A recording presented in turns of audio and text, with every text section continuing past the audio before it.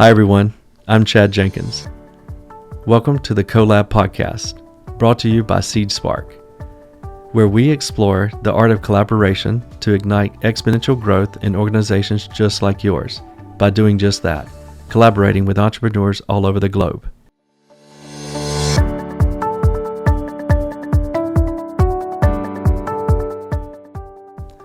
Welcome back to the Collab Podcast. I'm your host, Chad Jenkins. Today I'm joined by my good friend, Manoj Nigam. Manoj, it's great to see you. Obviously, we talk somewhat regularly. Luckily, I don't live in the same neighborhood anymore, but we've known each other for quite a while. And Today I'd love to unpack one of my growth concepts I've been working on for quite a while, both from an awareness standpoint, and now I'm in the formation stage. And before too long, I'll be in the publicizing stage, which I'll begin to put it out there for the world to understand. But in the formation stage, I wanted to get your thoughts specifically because, of course, we have known each other for a while, and I've seen you grow multiple successful ventures inside of one organization and then even now, of course, outside. And the concept that I'd like to unpack, I've named magnetizing. And when I say magnetizing, we all have some conceptual image that we're being pulled in, and that's exactly what I mean. So the awareness that I began to see trending or patterns on by serving so many entrepreneur-led organizations over the years is there was a clear and distinct difference even between organizations that did the same thing. Sometimes they worked for the same client and they were in the same exact business, but they had wildly different outcomes. And as I continue to kind of chisel that back and understand what is the why, it led me to really naming this thing magnetizing.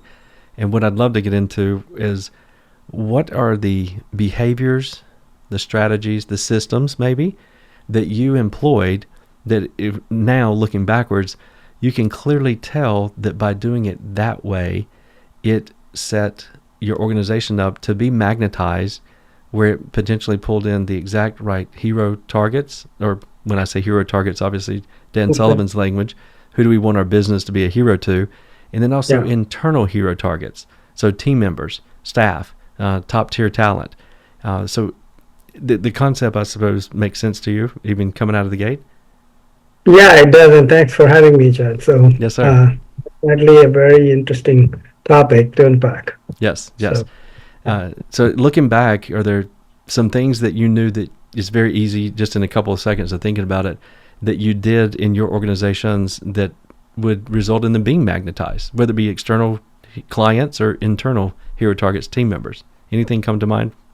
Yeah, no, so this concept actually is interesting in that as business people, or even if not business people, even as employees, we want to do business with people we like. Yes. And in the industry I come from, it was all about relationship selling. It was all about relationship. People like to do business with the people they liked. Yes, sir. So if it is that organization, the people that you're working with, if you like them, you came to work with them. Mm-hmm. And that's, let's say, on the customer side, but also on the vendor side, right? The vendors like to do business with companies they like to do business with. That makes sense. So both sides of things, our employees like to service the customers better. Yes. Who sort of magnetizing to them so that they like them, right? So this concept actually is multi-directional. Yeah. In on the supply side as well as on demand side. When there is this magnetism of who you want to do business with, and then price doesn't matter as much. That's correct. Obviously, the minimum table stakes of being efficient, being delivering things, but multiple companies can do that. Multiple companies can absolutely meet the table stacks, right? Yes. Now, how do you rise above that and become a category of one? Yes. Is the concept of this magnetizing? Yeah, the result is becoming magnetized. Yeah, exactly. Like, I want to go back to you because I have such good experience working with you. Yep. But I appreciate one thing that you said, which I think gets by some folks, and you talked about vendors, those that service your business, which of course a very general concept is, well, I'm paying them money. And that is a true statement, but they don't have to be easy to deal with, and they don't have to hurry up and rush that order out or stay late for that phone call or move a meeting for that conference call when you're really needing them to help support your best and highest value client. So that makes a lot of sense. Yeah. Very, very valid point is that, look, we always talk about as business people, we can always fire customers Yes. who are not, adding value or Yes. making our people frustrated or whatever. At the same token, a vendor to whom you are a customer has the right to fire you. That's correct. And so if you are working with them in a collaborative way where Mm-hmm. they like to do business with you, they'll go beyond just what is expected of them, even though you're paying them. Yes. They'll go beyond to service you and to get the parts and hurry to you, or Mm-hmm. have the people available for you that you need immediate help with. Yeah. So touching on that specifically, a really easy thing for me to be pulled to or to describe is the things that make the relationship super impactful from a value to a street value are the things that do not come out on a line item on an invoice. Mm-hmm. Right. So you mentioned moving that. I think I said moving that meeting, and I think you said having the people available for that meeting. Yeah, that's not on an invoice. It's not a line item. That is not a SKU in anybody's system. But I would argue those are the things that really add value to the relationship, that you have a clear opportunity, to your point, having the ability to fire clients. That's a two-way street too. You have the opportunity to leverage those, both internal and external, vendor, client, and team member. For me, it all, and as I continue to peel back this onion, it's all about value creation. Mm-hmm. All of it. Mm-hmm. And I would further argue, and of course this is something I've been studying for quite a while now, the ability to create value in any of the relationships that we just talked about. I find that if we are using our inputs versus our output, the folks that we're talking about serving, and that's exactly what we're doing, all three of those, they tell us exactly what to do, but oftentimes we're not listening because we're talking. Mm-hmm. So the frictions that otherwise a lot of people would consider are delivered most oftentimes and interpreted as complaints are actually the building blocks and the innovation seeds that if you were to grab a hold of them and begin to leverage them and grow them and create new and unique value from them, you can immediately separate yourself from the competition and begin your own trek to becoming a magnetizing organization. Would you agree? Absolutely. Yeah. Yeah. And it goes in every direction, right? I mean, as a company, we have people, so obviously that becomes one of the important things. But Yes, even sir. your products, your products could be magnetizing. Think of Apple. Yes. Apple pays so much attention to packaging. Yes. Product itself, Mm-hmm. and the packaging of a iPhone that you buy, Mm-hmm. and in the neat package that it comes, and how it opens and how it comes, that is magnetizing, right? That's magnetizing. Yeah, because we want that outcome of fully thought through, very intentional about that design. Obviously, I'm buying it for the phone, not the box. But if you think that much about the box or the packaging, is the way you referenced it, that it doesn't just pull apart. It's got a little suction. It's like, oh, this is like a gift. And I got to unwrap this thing. Then it projects that perception that I think they want you to align with their product and ultimately become magnetized. I want to see what the next iPhone packaging is going to be like. Yeah, exactly. It's a great point. Yeah. So so people obviously make the difference, right? The experience that you have comes from the people, but then even little things like product and the reports that you print out, send it out to your customers, or the marketing messages, can be magnetizing, can be attractive. I want to read what this company is now saying. Yes. As a customer, I want to see what are they doing that that I would find interesting. Yep.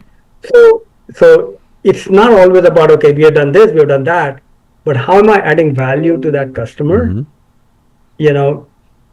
Is also one of the ways that you could make yourself more magnetized. Absolutely. Yeah.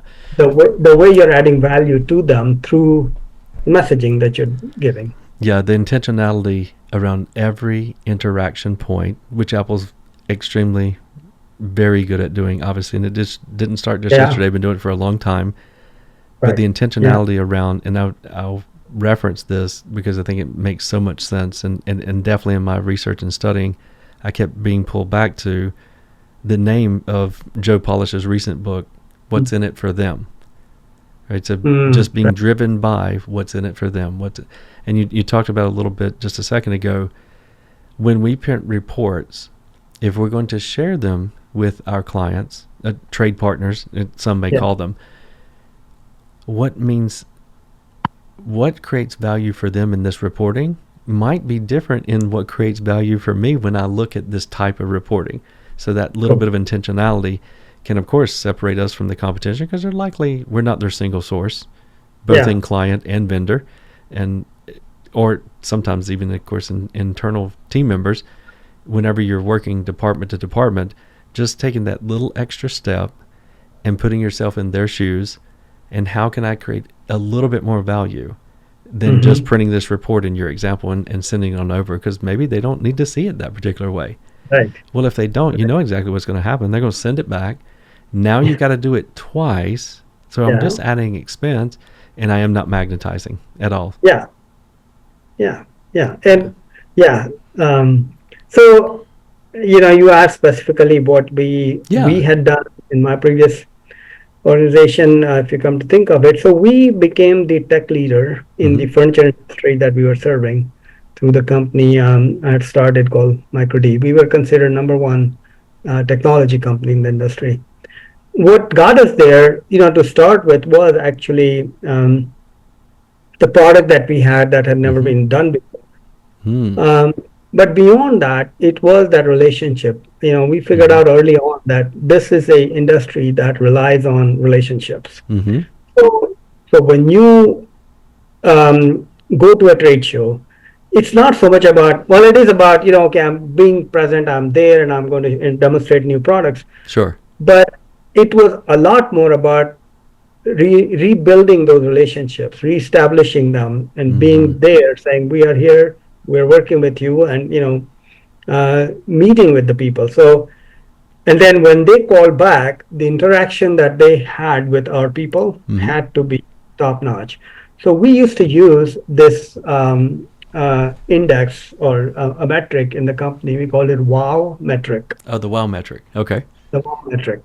So how did that wow, the customers, the Yes. vendor, the employees? So we would have a WOW metric that I would publish weekly, Oh, wow. and that was based on the feedback that I'm getting from the customers, from the vendors, from our own people about, if I was interacting with you, Chad, and let's Yes. say we were coworkers, and we had set this rule that if you find something that was out of the ordinary Mm-hmm. in a way that added value to you, or you just had a great experience, share it with me as a CEO.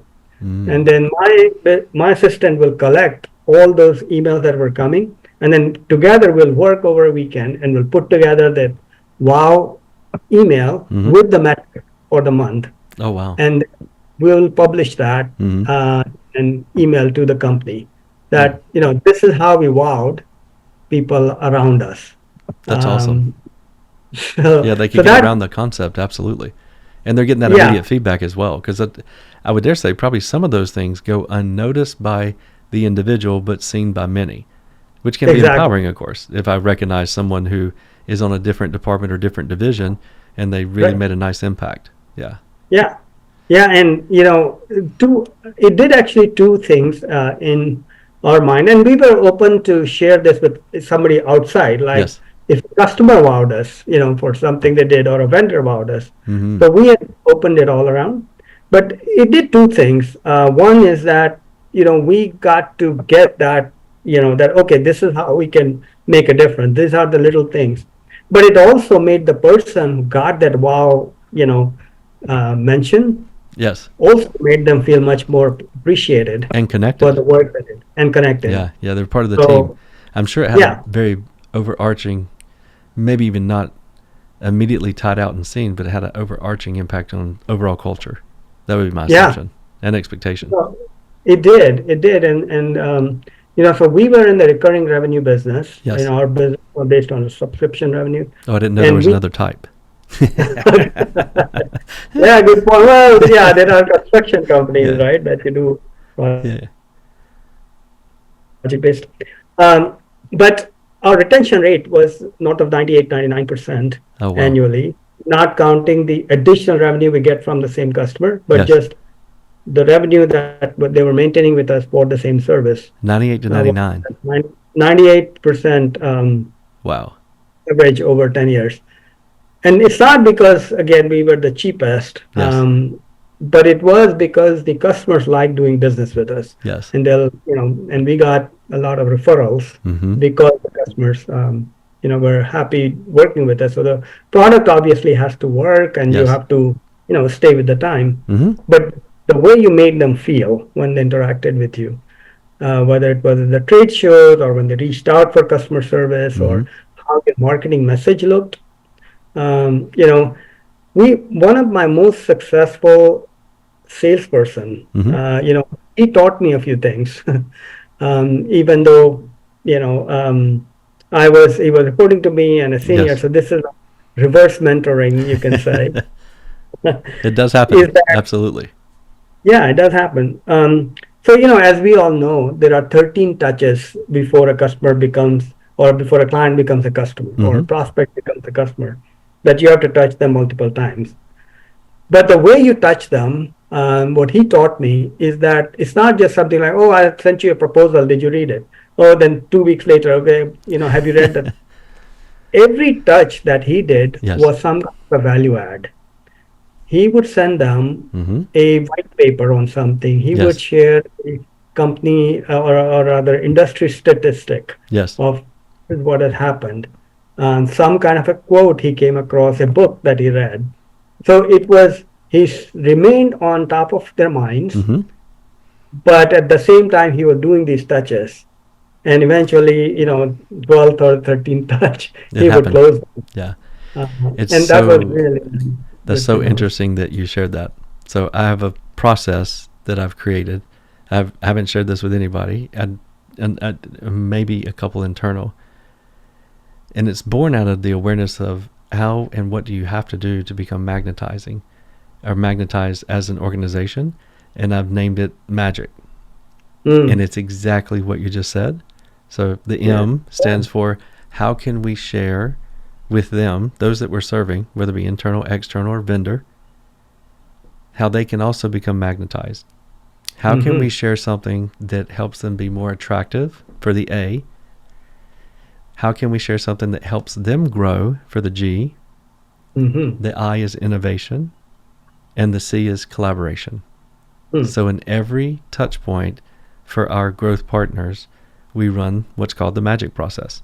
And every time mm, we engage, it's all about value creation, whether they're already a growth partner or they're not a growth partner, maybe in their prospect phase, maybe they're just exploring.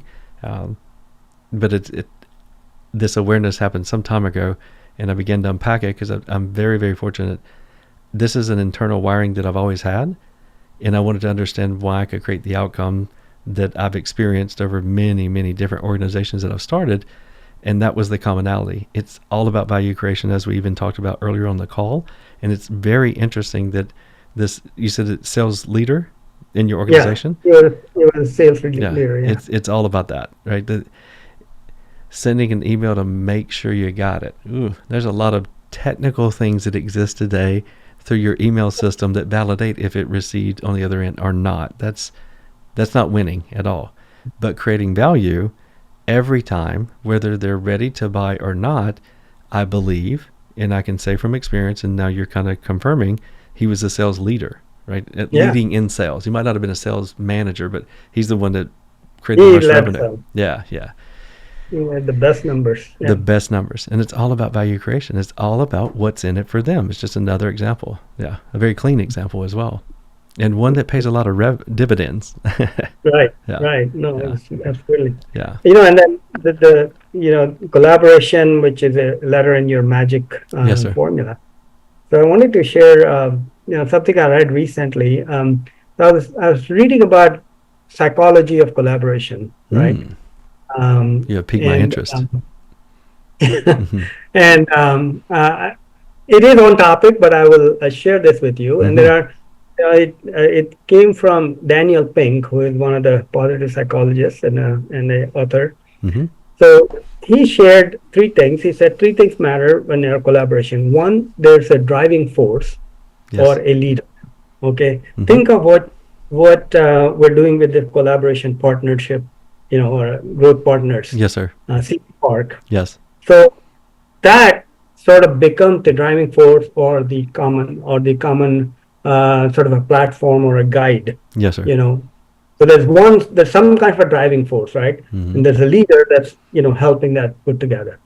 The second they say, or he said, is this synchronization of people, meaning that there's a sense of belonging. Oh, yes. There's a sense of belonging that I'm in that collaboration, Hmm. that I am part of something big. Yes, sir. And the third is goodwill, that Mm. you are in it for the goodwill of each other. Yes, sir. By me adding value to you, you add value to me. Yes. Uh, that reciprocal goodwill, Yes, sir.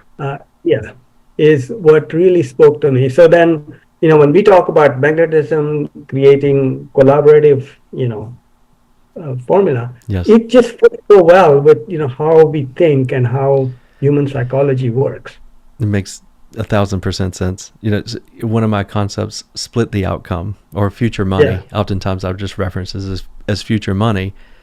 It by nature requires the alignment that we all win at the end, right? So it Hmm. keeps complete focus on creating that value and putting your absolute best foot forward as an organization, not as whatever those bullet points were on that proposal that somebody signed.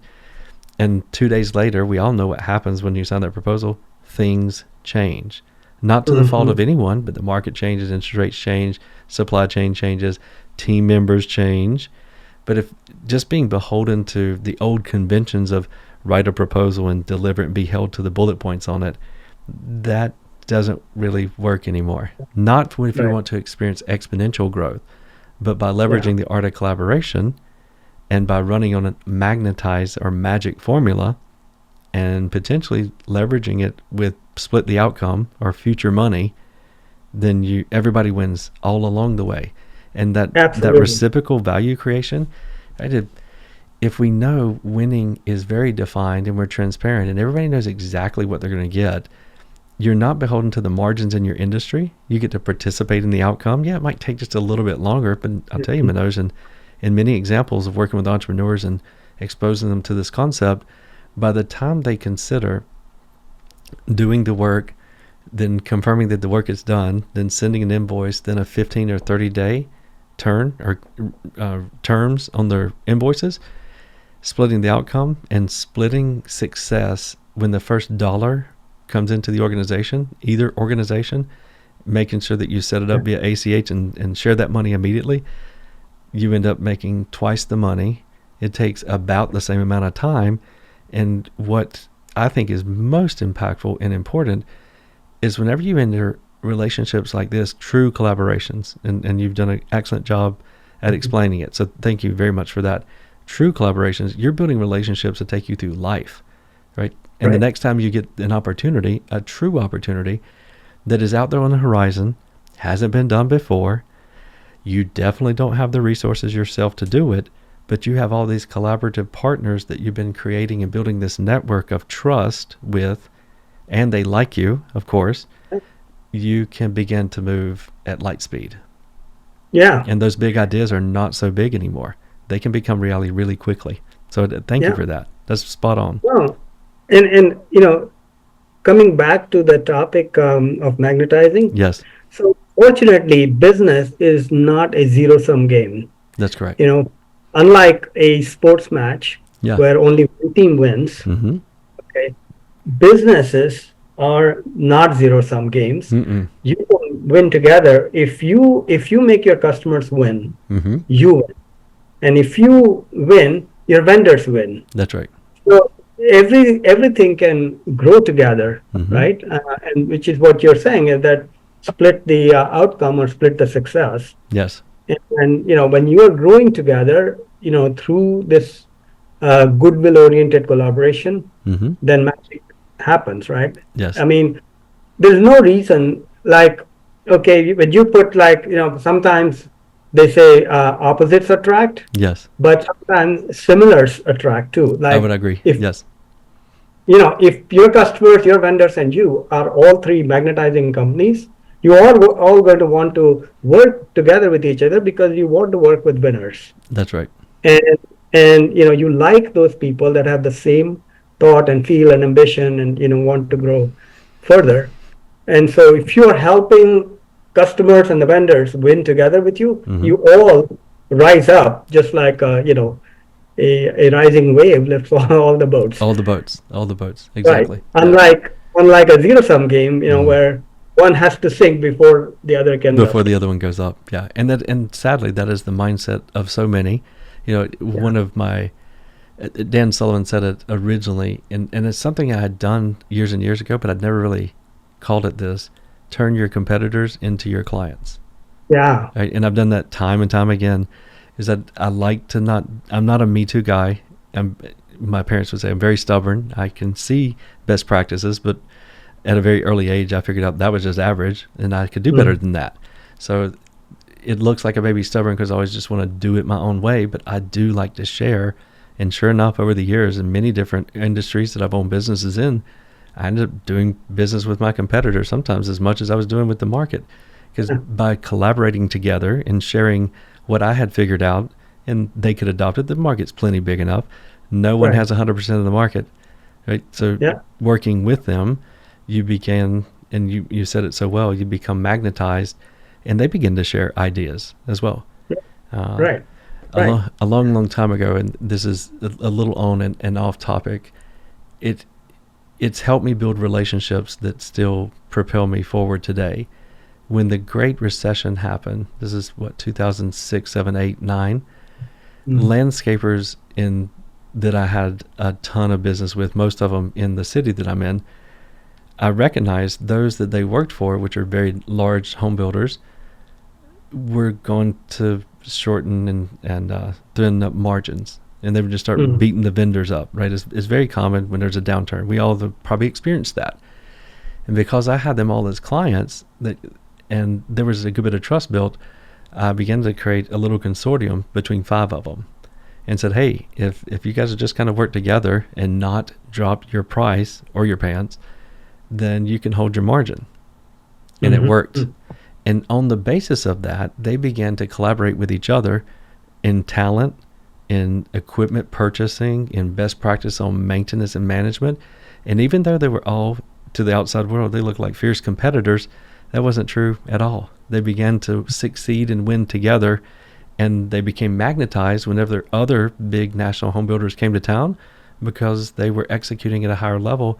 They basically built a moat around themselves, Yeah. all with trying to do things, what's in it for them, and how can they share the trade secrets that they had created and not be so beholden to keeping inside of our four walls. Winning Yeah. doesn't look like No. that anymore. No. See, you know, we think that the ocean has to be red, right? Yes. Like we have to fight each other as competitors, and all it does, it turns the ocean bloody and Yes. red. That's true. Whereas, you can collaboratively keep the ocean blue, Mm-hmm. look for opportunities together where there's, where you can make the difference. Mm-hmm. So, I completely agree with you. It's the same thing that I noticed in our business is Mm-hmm. that we actually, some of my competitors actually bought some modules that we had Yes. and implemented it on their Yes, platforms. sir. And we did the same thing. We Mm-hmm. actually would go to them and say, okay, if you're working with this vendor, you have their data, we'd like to use that, Absolutely. give us your price. Mm-hmm. So, so I think collaboration in that regard works. and it just enhances your excellence. You know, and yeah, no, I completely agree with this.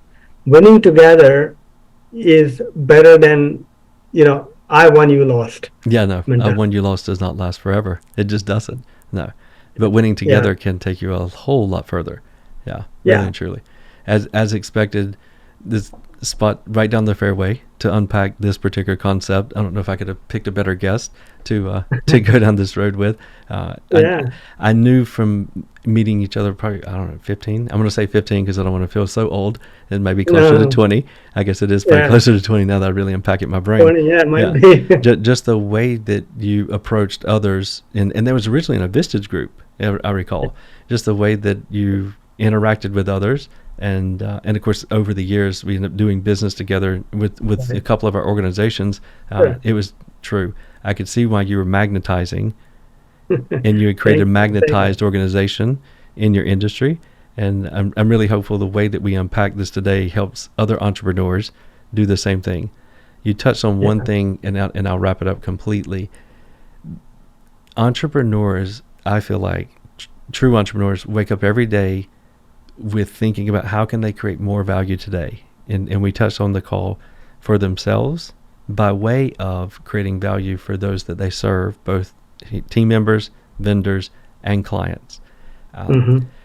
the I win, you lose mentality seems more of what I would classify as traditional business ownership, where we don't want to lose what we have. And I would argue the clearest and fastest way to lose what you have is to continue thinking that particular way. That the world of entrepreneurialism and the leveraging of collaboration as a growth strategy is beginning and continuing to gain momentum, and winning together is the way of the future. So I Yeah, really appreciate absolutely. you being available today, Manoj, and taking a little time to be with us. And I look forward to Thank you, having more Chad. conversations in the future. Sounds fantastic. I will conclude our call today with this, that you can have a mentality of abundance Mm-hmm. or a mentality of scarcity. Mm. When you come from the come from the mentality that life is abundant, the Mm-hmm. opportunity is abundant, the universe is abundant, then you are in a more of a collaborative spirit. The pie is big enough. But if you come with the attitude of scarcity, now you want to grab on to what you have Mm-hmm. and not use what little you have. Yes. uh, but life is abundant. Life is very abundant. That is very well spoken. It absolutely is. Yes. Well, thanks again, and we'll do this in the future. Have many more growth concepts, and I'd love to have you back, and we'll unpack a couple more. Sounds good. Thank you, Chad. Thanks for Thanks the for time, and having it was great to see you.